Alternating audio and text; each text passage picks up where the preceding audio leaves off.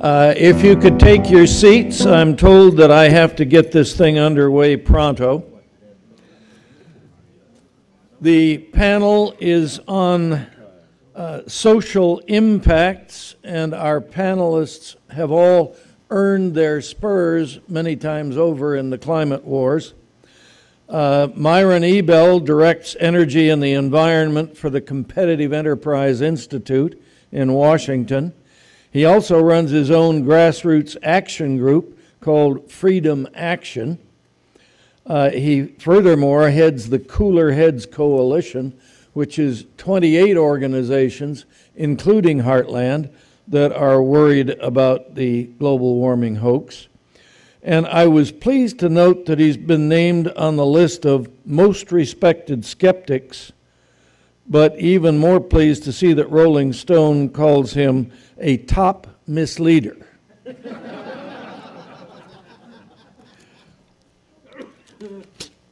Our next guy is Julian Morris, who's now a vice president of the Reason Foundation, having come over from Europe.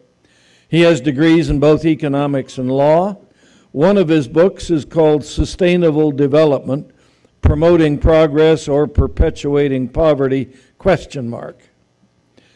And Chris Horner is head of litigation for the Competitive Enterprise Institute.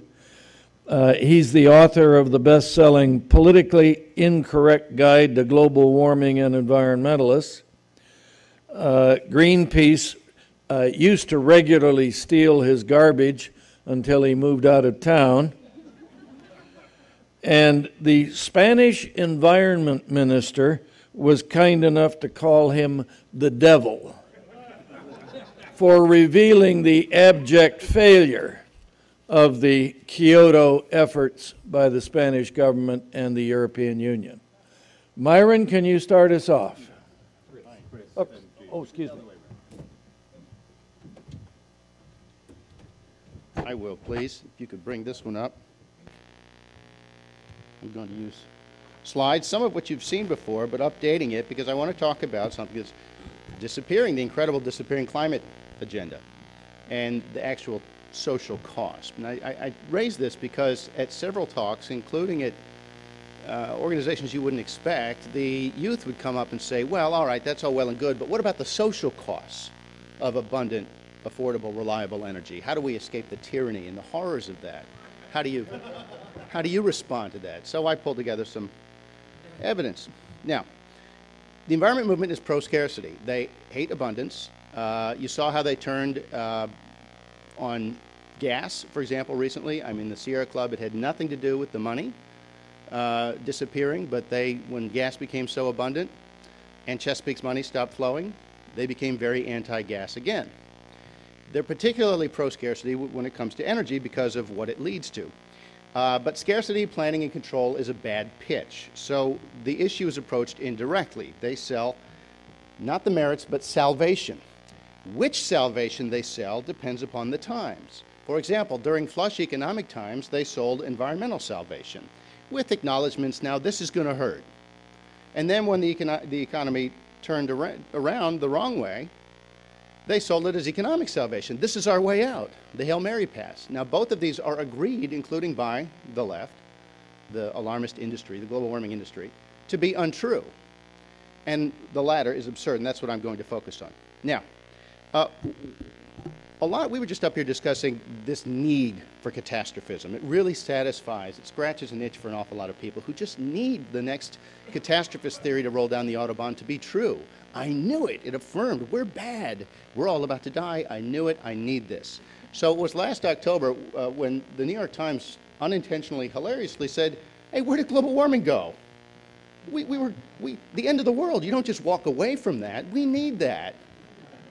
And then the Washington Post, not long thereafter, published a piece saying, hey, when did climate change become clean energy? What happened? I was clinging to this end of the world thing like grim death, and you took it away from me. I need that. And this person, who I think was at the last Heartland meeting, said clean energy, that neatly bypasses any idea that we might need to curb our consumption. I'm on this scarcity kick. I'm on the end of the world thing. I need to control people and tell them how to live. What are you doing with this clean energy thing? I need the end of the world. Does anybody know when global warming became clean energy? That iced the cake. It had to do with this. Suddenly, a leak, according to alarmist hero Richard Mueller at Berkeley, a leak by an upset member of the team of 1,000 emails, computer code, and annotations to the computer code, all subject to 1, 2, 3, sometimes more freedom of information laws, being unlawfully withheld under the UK's freedom of information law, led to a diminution of public confidence in the movement, affirming what a lot of other people suspected. So it led to other people, the politicians, reacting as well. A pollster named Stanley Greenberg told his clients, you're going to have to pump the brake on this global warming thing, all right? They're not buying, it's not working, and don't say cap and trade. He advised them, it said, bring it in and reissue it, rebrand it as the clean energy economy. He said that works. You can say green jobs, it doesn't really work too well, but clean energy economy sells. So push the same agenda, but call it something completely different. And so we had in Washington a press conference that was scheduled for Earth Day in one of those 1 in 365 coincidences, okay? The odds just were really good that Senators Kerry and Lieberman were going to issue their Senate companion to the House Cap and Trade bill, which had obviously led to serious political bloodletting and was going to lead to more. They canceled the press conference introducing the Senate Cap and Trade bill, which Senator Kerry had said, don't call it cap and trade, I don't know what that means. Translation, the public is figuring out what it means. And he told the Washington Press Corps, because this is not an environment bill. I just want to remind you that it amends the Clean Air Act. It gives authority to the Environmental Protection Agency. It says environment 97 times, climate 220 times, greenhouse 650 more times, but it's not an environment bill. My pollster told me so. And this is the, wait for it, consensus. This is EPA's magic model showing that the temperature after cap and trade will be, carry the one, whatever it would have been without it. This has been the consensus since Tom Wigley wrote his paper codifying what he had advised the Vice President when we agreed to the Kyoto Protocol, that it would, Kyoto, the global treaty, would have an undetectable climatic impact, which is why the week Kyoto was agreed in 1997, Science ran a paper saying, oh, I'm sorry, we've just recalculated our figures. And I know we sold salvation, but it turns out this is the first of 30 treaties, first of 30. If you've been following this, the idea of Kyoto 1 being the first of 3 is less than near-fetched. 30 is not going to happen. But you see how these things are sold. It was environmental salvation until it wasn't. So the bill was reissued as the Kerry-Lieberman American Power Act. It was a jobs bill. We dropped saving the planet, end of the world, doomsday, like that, when it didn't poll well. And again, because the computer models all showed it wasn't about climate anyway, that wasn't that big a deal, though it obviously upset some people at the New York Times, Washington Post, and elsewhere. Now, this is a quick recap of the various rationales for the same agenda. As you'll see, they said, well, this will create lots of jobs for regulators and compliance officers. Carol Browner and Lisa Jackson said that. Through some documents I obtained from the Treasury Department under FOIA, they said it would help finance the social agenda, up to $400 billion per year. It would avoid having, quote, too much energy, too little drudgery, apparently, in the John Holdren piece from the 1970s. Too much energy, he said, is a bad thing. It would bankrupt politically disfavored industry, thus providing that too much energy, according to the president. Redistribute the world's wealth, that's the UN guy, Ottmar Edenhofer, who said we have to free ourselves of the illusion that climate policy has anything to do with the environment. It has very little to do with the environment, he told an Austrian newspaper. Restructure the global economy, level the playing field. The latter, of course, is then Environment Commissioner Margot Wallstrom, and the Blue-Green Alliance says it's to restructure the global economy. It's to transform our economy, according to Tom Friedman. It's to slow down our economy, according to Bill Clinton. All of these were losers, and so they then tried, what the heck, Hail Mary. People are going to get tired of funding losers after a while. They tried to, quote, create a boom economy. Lisa Jackson took to the pages of The Hill, and she said, you've got this all wrong. If I adopt these regulations, why, I'll have to hire lots more environmental regulators. So you see, we'll create green jobs. And she also said things that Carol Browner took to a comedy show to reaffirm, and she said, you've got this all wrong. If I say you've got to do something or destroy something, you're going to have to hire somebody to do and destroy it. Now, that's baby talk, economically, because there's nothing that the state could tell you to do or destroy that wouldn't create jobs. And when you rob Peter to pay Paul to do something, Paul will hire somebody for the gig. And Paul, we've learned also, doesn't like you talking about it. So this is their argument, as the Wall Street Journal pointed out. In other words, the government should harm an industry and force it to ruin working assets so that maybe other people can clean up the mess. Now, if you are, the world looks different if you're one of those people being paid to clean up the mess, and those are the rent-seeking industries that are promoting this. But of course, this means computer viruses create jobs. You wouldn't be a denier, would you? Computer viruses create jobs. In fact, if the state makes me spend 10% of my income on pet rocks, that will create jobs. In fact, given that, why not 20%? In fact, why would we stop? Because at some point people would say, aren't there other things happening when the state politically directs wealth from productive uses to unproductive uses? Hurricanes Katrina and Rita created them some jobs, didn't they? This is the Browner economic philosophy. And Japan somehow, with the regulatory state running amok and the tsunami, still finds its economy struggling. And no one at the Obama administration can quite figure this out. This is the logical conclusion of the argument. And you see how it goes. P.J. O'Rourke gave a talk in Brussels, I heard, where he said shooting convenience store clerks creates jobs, and in the inner cities where they're most desperately needed. Nothing doesn't create jobs. It doesn't say anything. Nobody disagrees with it. In Washington and policy and people pushing X or Y don't want you to look at net. They want you to look at the ribbon-cutting ceremony and whatever else is seen to invoke Bastiat. So then imagine my surprise when the White House delayed rules. This particular rule was estimated to kill 7.3 million jobs, the ozone rule, but they decided to delay it, and which, of course, if you believe their previous arguments, is mean. We need those jobs. The ozone standard, they said, Carol Browner said, would create jobs, and it would, just not on net. And the reason, according to the press accounts, was this surprise move came on the same day as a dismal unemployment report. Aha, we've gotten there at last. The White House acknowledges that more regulation means more growth is not true.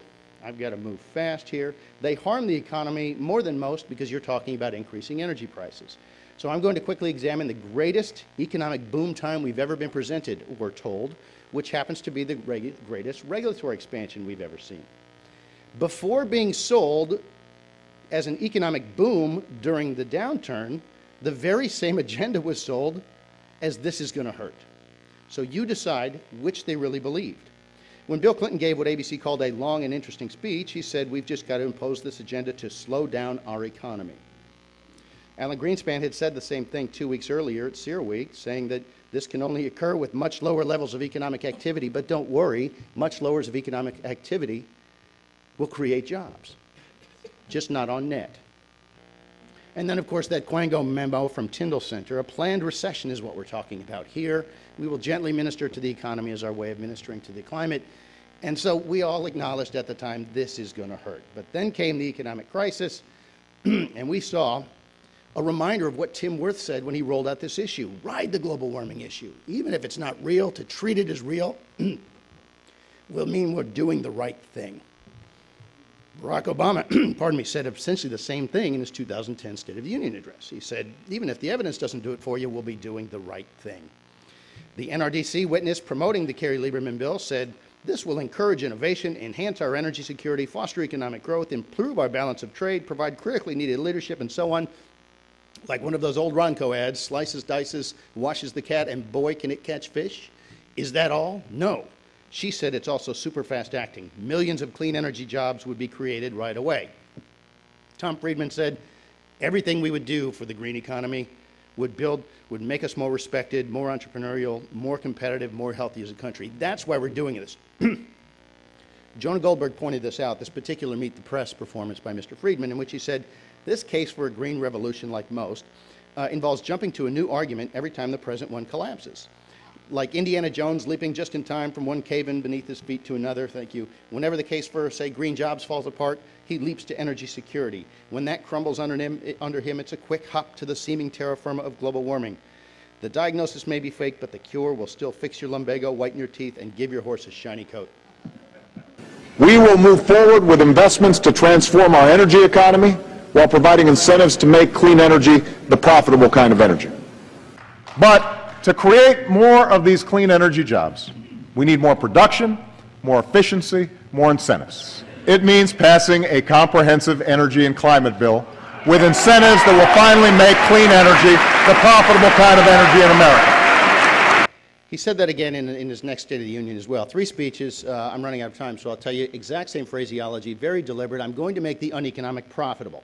Now, Broadway fans may have seen The Producers when accountant Leo Bloom told producer Max Bialystock that under the right circumstances, a producer could actually make more money with a flop than he can a hit, which led to Cats, Death of a Salesman on Ice, GE Wind, Solyndra, and all the rest, which were, of course, industries that have been for 120 years and will always be dependent upon the taxpayers' wealth transfers. And we see what happens is they go to political backers.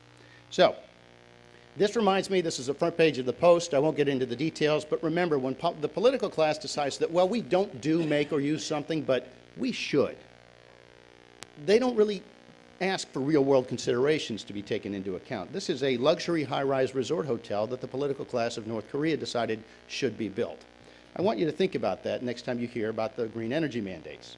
This is, and by the way, think about this. How can a country where they walk to work, there are no cars, and it looks like this from the sky, have air quality that looks like this?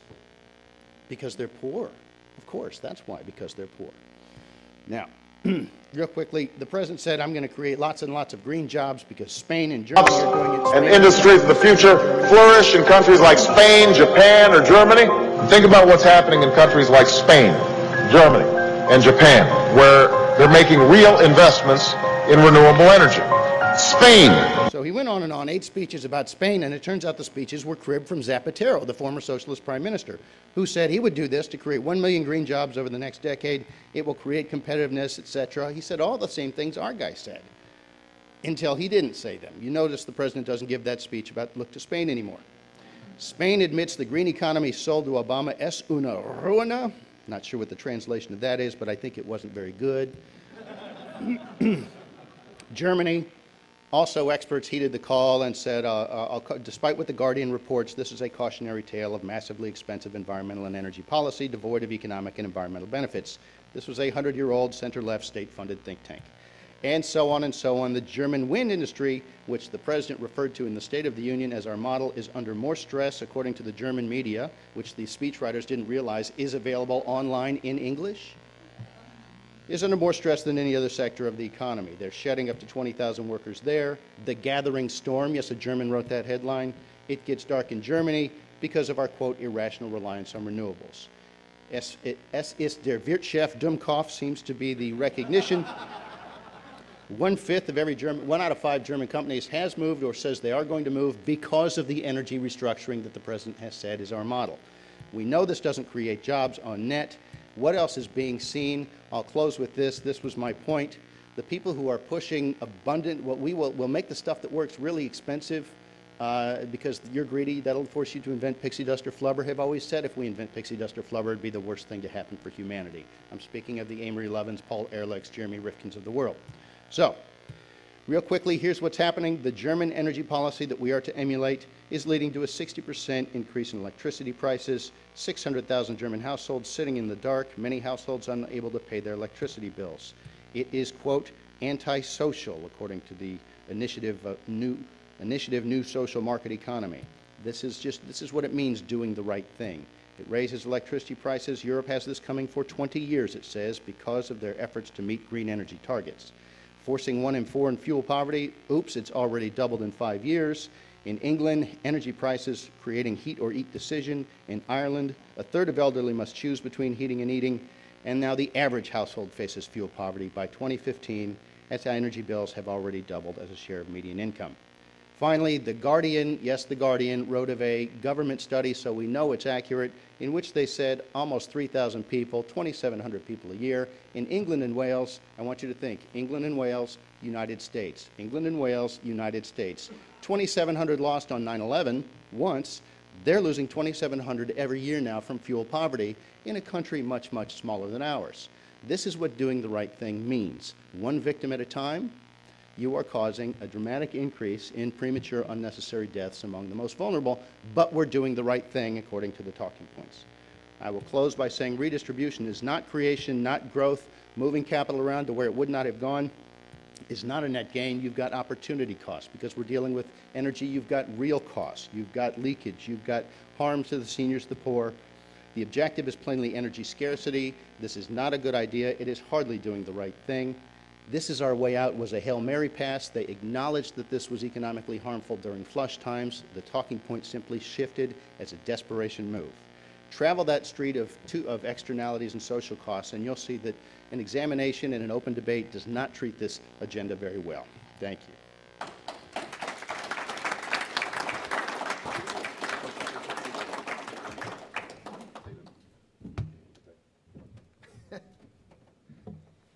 So I'm going to speak to you today about climate change